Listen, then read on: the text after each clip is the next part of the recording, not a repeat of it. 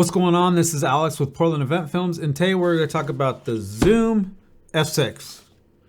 This is just the box. Recorders over there. Whatever. Zoom F6 coming up.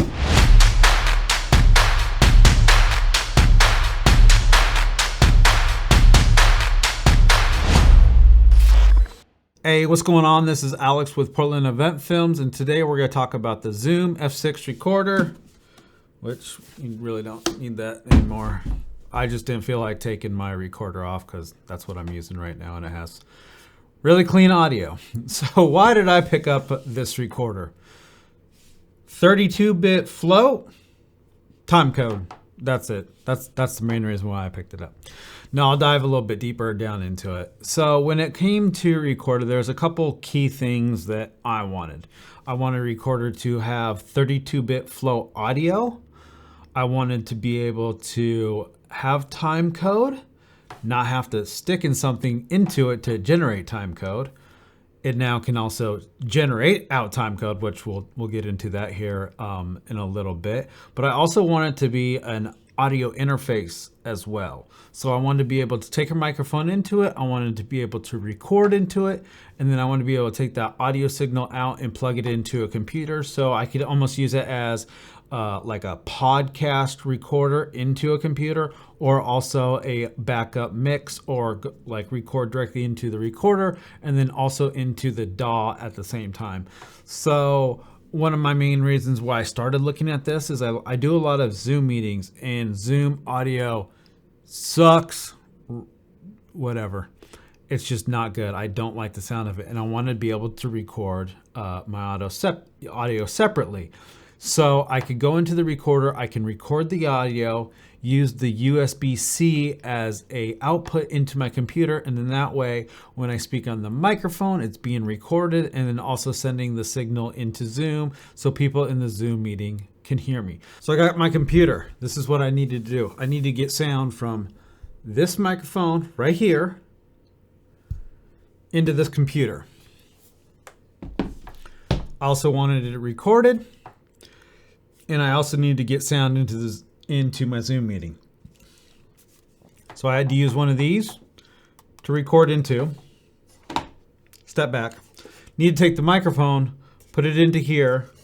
One of the outputs went to the recorder, and then the USB went to the computer. So by using the Zoom F6, I was able to eliminate these two pieces to get audio into my computer. Now that we got that out of the way, so we got the Focusrite, which is like $200 here. Then we got the recorder, which I think was like $150. And then also I used Timecode, which I use these bad boys, which are the Tentacle Sync, and they're about $250 a pop. I think I paid like bad math. I paid like $400 for both of these. So now with the F6, which I'm doing right now, is I can use these to send in time code to set the time code. Then I can take out of my F6, go directly into my A7S3, and now it is generating time code in the right side of the audio channel. So I can inject time code in, and then once I'm done, pull this out and then send time code from the F6 into my Sony A7S III, or I can do it in my A7 III. Now I do have the FX6 that I can just inject time code and not worry about it. It can hold its own time code, but the Sony cameras will only carry audio time code. So now that F6 is taking the place of one of these. So if you come up with the price of one of these, a recorder and an audio interface, it pretty much pays for itself.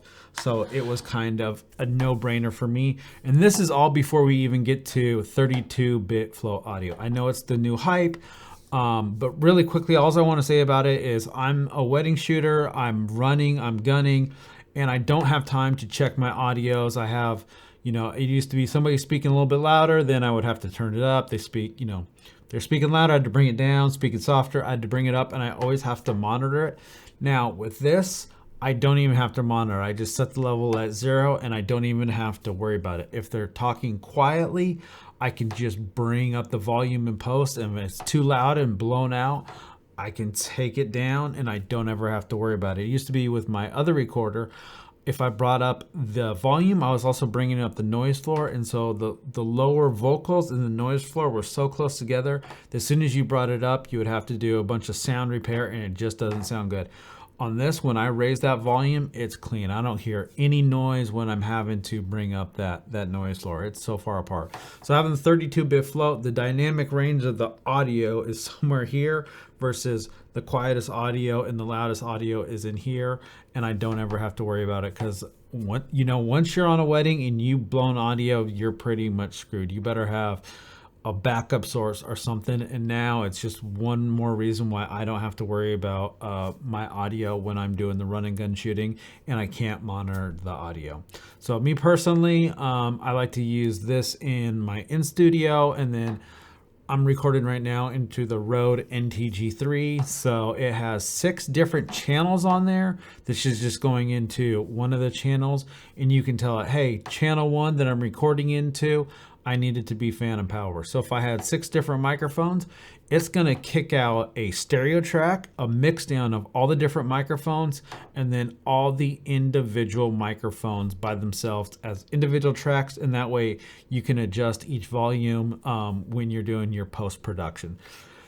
Not always the case at weddings, but because I have my own DJ company, I can run all my microphones into the Zoom F6 and then also into my mixing board to get the cleanest sound on an individual level. So then in post I can decide, can I use all the microphones together, or do I need to break them up and adjust each microphone? And ever since moving to this recorder, just the audio just sounds so much cleaner, and I don't have to do as much work to repair the sound to get it where I want. Now, the only downfall is I use this with my Tascam DR10L, and when I go from this setup and then I try to switch directly into the Tascam, you can notice a huge difference. So I've ordered some of the Tentacle Sync, some of their lav packs, but they're backed up and I haven't been able to get them yet. But hopefully they'll be here soon, and then that way I can use the timecode feature between all my cameras and all my audio sources, put them into DaVinci Resolve, label them, make sure it has the right metadata, and then push one click and then everything is lined up, and it just saves me the extra time. So those are the main reasons why I went ahead and bought this recorder.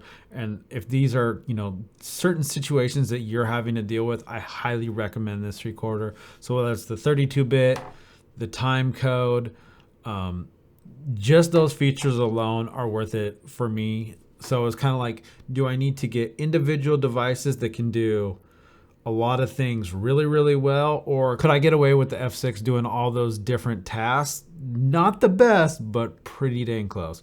Now, my only other gripe with this recorder is it does have a 1/4-20 on the bottom. And if you screw something in really tight, it still has a little bit of wiggle and play. Not a deal breaker, but that's the only thing that I wish they would address. This recorder is pretty small. I wish the buttons were placed a little bit differently and the menu was a little bit easier to use, but it's not too bad once you start playing around with it and once you get used to it. Now, the other option that I really like is it has a lot of different power options. It can be charged via the USB-C. You can put in AA batteries. I always have a ton of Sony batteries, and you can connect the Sony battery on the back of it if you need something that's a little bit longer. So I highly recommend this recorder, especially if you're doing some run and gun or studio work. If you guys have any more questions about this recorder, leave them in the comments below. My name is Alex with Portland Event Films. Thank you guys.